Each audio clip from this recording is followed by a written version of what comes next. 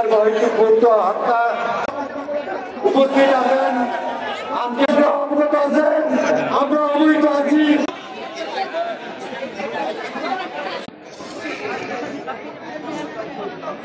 বরিশাল 1 আসন গৌরনদী আগল জেলা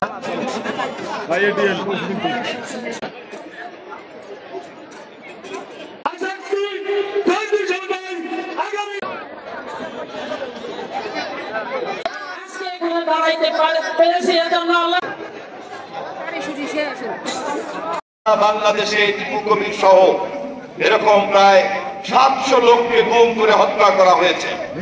সারা বাংলাদেশে বিনা বিচারে হত্যা করা হয়েছে 2700 লোক। গত জুলাই আগস্টে মাত্র 15 দিনের মধ্যে শেখ হাসিনা হত্যা করেছে 1,500 শিশু, ছাত্র, নারী, নেতা কর্মীকে, সাধারণ মানুষ। এই কথা আমরা বলছি না, এই কথা জাতিসংঘের মানবাধিকার কমিশন তাদের প্রতিবেদন জমা দিয়ে লিখিতভাবে বলেছে, আপনারা দেখেছেন দৈনিক পত্রিকায়।